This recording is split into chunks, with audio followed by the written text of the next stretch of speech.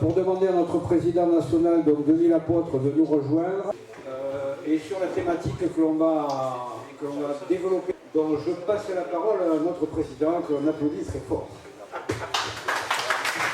Merci à tous. Merci, monsieur le vice-président.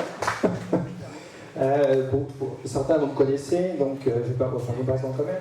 Donc je suis effectivement Denis Lapôtre, président de la chambre syndicale de l'Aube, si vous voulez, et récemment nommé, et je suis très fier, pour porter, si vous voulez, au niveau national, tout ce qu'on peut se battre, au niveau d'une fédération qu'on a créée, et présente ici donc Denise Ponce, qui est la présidente de Tarbes. Donc Denise a développé sa chambre de façon mémorable, et on peut tous s'en inspirer. Alors, des sujets d'actualité, c'est quoi aujourd'hui? Alors, le but, si vous voulez, de la fédération, il faut savoir pourquoi on est parti du NPI, mais ça vous le savez déjà, je ne sais pas si j'en peux rappeler. Les nôtres, c'est la propriété, les nôtres, c'est les valeurs qu'on porte au niveau national, au niveau des valeurs de propriétaires. Et à ce titre-là, si vous voulez, donc on a comme fédération, le but du jeu, c'est avoir une action d'écoute. Donc c'est un travail de fond où tous les présidents s'y mêlent, donc on travaille d'une façon collégiale. Pour la fédération aujourd'hui, on est passé de peu d'adhérents à beaucoup d'adhérents. Donc aujourd'hui, c'est environ 10 000 à 10-12 000 adhérents, notre fédération, sachant que le national du NPI, c'est 25 000. Donc le but du jeu, c'est pas non plus être en opposition avec l'UNPI, c'est d'apporter en fin de compte une voix différente de celle de l'UNPI, et d'être surtout sur les réseaux et surtout sur le politique. Le monde politique, le but du jeu, c'est travailler. Alors pour le travail, quel travail on peut faire aujourd'hui, comment on peut être représenté? L'immobilier aujourd'hui, c'est l'opportunité qui est donnée à chacun de pouvoir devenir et accroître un patrimoine et avoir, si vous voulez, tout au long de sa vie, une suffisance financière. En deux mots, un ouvrier peut très bien acheter, vendre, etc. Peut très bien naître en patrimoine et arriver à l'âge de la retraite avec un patrimoine assez important et aussi pouvoir avoir une belle réussite sociale. D'accord? Donc c'est aussi un vecteur important. Je ne pense pas que la bourse soit un vecteur important. L'immobilier reste un vecteur, si vous voulez, hyper important. Sur des points, ça c'est la partie, si vous voulez, développement politique. Alors le choix, si vous voulez, qu'on a fait au niveau de l'animation maintenant des chambres syndicales. Et c'est pas évident, mais pour autant, il faut fédérer. Fédérer, c'est pouvoir inviter des personnes comme vous, propriétaires, parce que le but du jeu, c'est être propriétaire, c'est savoir effectivement si chacun d'entre vous sort de cette salle et en part au moins un ou deux personnes qui sont propriétaires, on va ramener forcément les autres propriétaires. Alors pourquoi adhérer à cette fameuse fédération et pourquoi continuer à rester? On va faire des synergies, c'est-à-dire qu'on va créer ce qu'on appelle des teams. Alors je vous rappelle pour tout le monde, simplement, c'est l'opportunité d'assister à des réunions à distance. C'est-à-dire que si demain il y a une conférence à Tarbes sur la fiscalité, et ben, toutes les fédérations, tous les adhérents des fédérations et des associations des chambres syndicales vont pouvoir avoir un accès. Soit un accès dans les bureaux de la chambre syndicale, soit un accès direct. Donc, on va travailler toutes les thématiques qui nous intéressent. La transmission, la donation, les viagers, comment acheter. C'est-à-dire qu'on doit, effectivement, vous dans cette salle, on est tous des propriétaires aguerris, mais moi ce qui m'intéresse, c'est ceux qui vont être derrière nous, nos enfants, nos petits-enfants qui peuvent acheter, d'accord? Donc les former à la propriété, on verra du temps, hein, c'est-à-dire que comment acheter, quel lieu, par quel financement, est-ce qu'on fait une SCI, pas des SCI, est-ce qu'on a l'IRPP, si je fais une donation, et tout ça dans un système, si vous voulez, quand même de compétences. On a tous des compétences. Alors les 3 actions pour lesquelles, si vous voulez, on va se battre.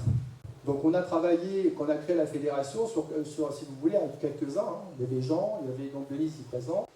On s'est dit un truc qui est vachement intéressant et qui nous emmerde tous, c'est les DPE. Vous prenez la carte de France et vous avez un tiers des logements qui ont été construits avant 47. L'autre tiers des logements, c'est 47-74. Et l'autre tiers des logements, forcément, c'est les plus récents. Donc un tiers, un tiers, un tiers. Et aujourd'hui, vous avez 20% des logements immobiliers qui sont aujourd'hui en G. Levez la main ceux qui sont en G. Baissez la main maintenant. Donc aujourd'hui, si vous voulez, l'impact du G, il a 2 impacts. J'y mets demain, en fin de compte, à 6 millions de personnes qui vont se retrouver sans logement. Donc en France, si vous voulez, c'est 11 millions de personnes dans 2 ans qui seront sorties de la location. Non mais c'est des aberrations. Donc on voit très bien que techniquement, pour revenir, alors ça on peut en sourire, hein, on peut dire, bon d'accord, 11 millions de personnes, bon, je sais pas. Mais il y a un autre système dans la salle ici, là, et 100% des personnes sont concernées. Je vous prends un exemple très simple. Vous avez une maison, j'ai une maison, ou un appartement, et puis la maison en question, si vous voulez, vous dites, bah tiens, j'ai 75 ans et plus, ok, Alors, premier cas, je paye de l'IFI. Donc, on a un système d'aberration, en fin de compte, on va taxer de plus en plus, et on pense qu'en taxant de plus en plus, les gens, ils vont effectivement, à un moment donné, pas craquer. Et c'est pour ça qu'on a mis en place un esprit de révolte, c'est-à-dire qu'aujourd'hui, il faut peut-être penser à un autre système. D'accord ? Je reviens au niveau des appartements et des maisons. Vous décédez demain. Vous déménagez demain. Comment ça se passe? Eh bien, la banque vous dira, monsieur, faites un DPE. Oui, mais mon DPE, aujourd'hui, il est en D, en F, ou en G, ou en E. Le notaire, qu'est-ce qu'il va vous dire, le notaire? Bah écoutez, désolé, mais la maison que vous vendez, elle valait peut-être 500 000 il y a 4-5 ans, avant les conneries de Macron, mais aujourd'hui, c'est 200 000, 300 000. Et puis, comme on va avoir l'obligation de faire les travaux pour vendre dans pas longtemps les maisons que vous allez mettre sur le marché, l'acheteur dira, mais attends, mon petit coco, ta maison à 500 000, bah, c'est pas 500 000, c'est moins les travaux, il en faut 200 000, et je vais perdre dessus. Donc, on voit très bien qu'il y a un appauvrissement du patrimoine. Et je reprends par rapport à l'IFI. Ben, monsieur, excusez-moi, mais j'ai une maison qui est en G. Mais comment vous pouvez effectivement demain être amené à payer une taxe foncière, et on y vient, une taxe foncière alors que l'appartement est en G, ou la maison est en G, alors que demain vous ne pouvez même pas la louer? À quel prix vos enfants ils vont vendre vos maisons et les appartements que vous avez en location? Ce qui aujourd'hui peut me dire, mais attendez monsieur, moi j'ai un patrimoine, je paye l'IFI ou pas l'IFI, bref, j'ai acheté 400 ou 40 000 euros, et combien il va y avoir dans 5 ans? Si la classification se casse la gueule comme ils le font. Donc on voit très bien qu'il y a du sens là-dedans. Et c'est pour ça qu'il y a deux raisons pour lesquelles on travaille sur la remise en cause de la taxe foncière. On n'est pas contre la taxe foncière. On dit simplement que c'est complètement déviatoire. Donc l'aberration, c'est quoi? C'est qu'aujourd'hui, la taxe faisant le tour de la table de la salle, ça représente 2 mois, voire 3 mois. Et on y va. On rajoute derrière ceux qui font gérer. 6-8%. Et divers taxes. Donc on voit très bien que la taxation immobilière, elle est devenue complètement excessive. Bon, on a supprimé les industries, on a sacrifié le monde agricole, excusez-moi, mais dire contraire, c'est une aberration. Mais il faut plus d'Europe. Donc demain, et aujourd'hui, en fin de compte, on massacre l'immobilier. La taxe, si vous voulez, en fin de compte foncière, elle doit être payée par tous. Moi, j'utilise tous les services de ma commune. Que je sois imposable, non imposable, français ou pas français, peu importe, dès lors que j'occupe un logement dans un village, même s'il est gratuit, je dois et je contribue au service du village, parce qu'il n'y a pas ceux qui payent qu'on doit avoir des services, tout le monde a des services. Donc il y a 44% des Français qui payent pour 64% des Français qui disent merci, mais il m'en faut un peu plus quand même, hein, d'accord? Bon. Donc ça, évidemment, et ça c'est crédible. Si vous voulez aujourd'hui, d'un point de vue économique, c'est dire non, on ne demande pas quelque chose d'excessif. Si je vous dis, on ne veut plus d'impôts, on dira, bon tiens, passe ton chemin, c'est encore un loufoque. Non, c'est dire, nous, de toute façon, vous voulez qu'on soit européen? Pas de problème. Appliquons les règles européennes. Les taxes, de toute façon, dans le droit en Europe, si vous voulez, c'est différent. C'est une contribution et un taux. Donc la réaction, elle vous incombe. Donc c'est pour ça que, si vous voulez, nous on dit clairement aujourd'hui, comment se fait-il qu'en Espagne, en Italie, il y a une taxe? Vous prenez un exemple, en France, quand vous avez, alors on va prendre une grosse moyenne, d'accord? Bon, pour être transparent. Vous prenez un T3 ou un T2 en France, vous payez 700 balles ou 800 balles de taxes foncières, si vous voulez, voire plus, voilà, d'accord? En Europe, si on est vraiment comme le statut européen, c'est 300 balles. Donc nous ne demandons pas l'Amérique, hein. Si tu me dis, en plus d'Europe, pas de problème, appliquons les droits. Donc la taxe foncière, si vous voulez, c'est dans ce sens-là qu'on veut la mettre en place. La deuxième chose, si vous voulez, mais moi je vous invite tous à faire un DPE, hein, parce que c'est dire, attendez les enfants, on a de l'immobilier qui est en F ou en G, il y a peut-être à se poser la question, et j'en disais à Denise hier, le foncier, c'est une matière vivante. Je vais vous choquer là. Moi, dans ma chambre syndicale, je dis à tous mes adhérents, pensez peut-être à faire un petit diagnostic de votre bien. Quand j'ai acheté un bien à Agen, qui est à tel endroit, bah, il y a 25 ans ou 30 ans, la ville, elle a changé. Hein. Et puis, il y a peut-être des endroits qui vont peut-être s'améliorer. Et la chambre syndicale, elle est là pour vous aider, de dire, bah, tiens, si tu vends ça à un pigeon notoire qui peut se présenter, et ben l'immobilier aujourd'hui, faites bien attention au marché immobilier et de regarder. Donc, l'opportunité du marché, il faut surtout être vigilant, vous, sur le marché aujourd'hui.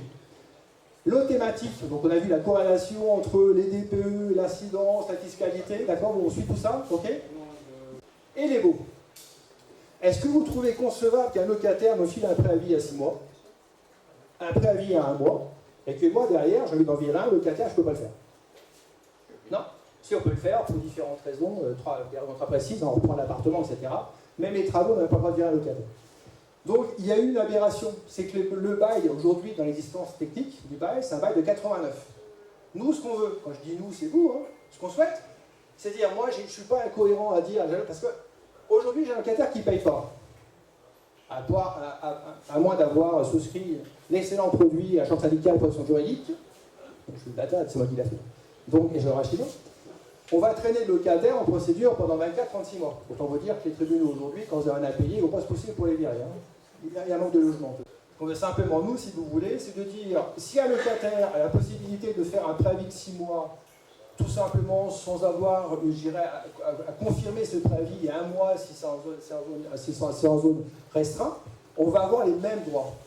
C'est-à-dire que nous, propriétaires, on veut simplement avoir le droit de pouvoir résilier un bail meublé à 1 mois, ce qui nous est impossible, le locataire le peut. Quand vous regardez le droit constitutionnel, la Constitution française, le droit du logement est aussi important que le droit de la propriété. Sauf que c'est comme dans les médias, c'est 100% pour la gauche et 0% pour la droite. Excusez-moi, mais c'est ça, d'accord? C'est-à-dire que le droit du logement aujourd'hui, pour le locataire, est surprotégé, mais le propriétaire est sous-protégé.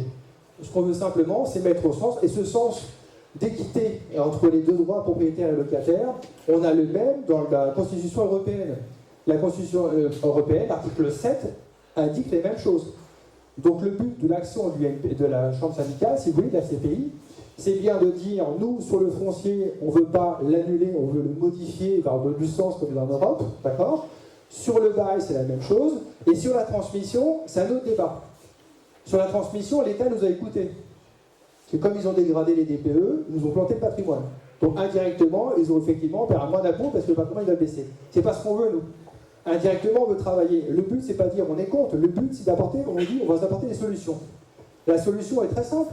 Moi, vous avez un patrimoine. On peut dire que demain, votre patrimoine que vous avez, si vous le transférez à des enfants en cas de donation et de succession, ils peuvent être exonérés partiellement de taxes foncières. C'est une idée. Pourquoi pas? Vous savez très bien que quand vous achetez du neuf, vous êtes exonéré pendant 5 ans de taxes foncières. Donc aujourd'hui, dans le cadre de la transmission de la propriété, on peut très bien demander, dans cette voie-là, de dire on va chercher une exonération de taxes également sur des mutations. Quand aujourd'hui il y a le droit de mutation, si vous regardez un peu que représente le droit de mutation en France, alors je vous rappelle quand même qu'en droit de mutation, vous avez le droit à faire des donations, on le sait. Vous avez le droit aussi à faire le présent d'usage. Le présent d'usage, je vous rappelle que vous ne passez pas par le notaire, vous ne passez pas par les impôts, et vous pouvez donner 2,5% de votre patrimoine tous les ans. Alors quand on me dit à 80 ans, je vais commencer à penser de ma succession, c'est trop tard. Par contre, si on dit plutôt, je vais commencer à travailler comment transmettre, et je vais commencer par le tiroir du bas, qu'est-ce que je peux filer gratuitement? 2,5%. 2,5%, ça va chercher gros quand même, excusez-moi, d'accord, hein? Donc déjà ça va être intéressant. Après, pour, je dirais, formater, je vous invite forcément à venir voir au champ syndical, où vous avez des notaires qui sont présents, et des experts aussi comptables, ou voire des experts immobiliers, qui sont là aussi pour vous dire comment orienter sur une pérennité constante la donation de patrimoine ou de transmission. Et là, vous pouvez avoir des paliers de transmission hyper intéressants. Et je vous invite à aller sur notre site, c'est fdpci.fr. Quand vous aviez propriétaire.fr, c'est exprès. Vous allez nous voir sur les réseaux. Plus on aura de sites pour défendre la propriété de notre fédération, plus on aura de liens pour pouvoir développer notre référencement. Voilà, je pense que Jean, j'ai fini là, c'est bon? Dans le timing, j'ai plus le temps fini. Donc Jean Ferrando, ça marqué président de la chambre syndicale, il fallait que je le fasse, 47, voilà, et vice-président du national, et on peut le féliciter quand même, il est vice-président national. Il fait un très bon travail. Merci.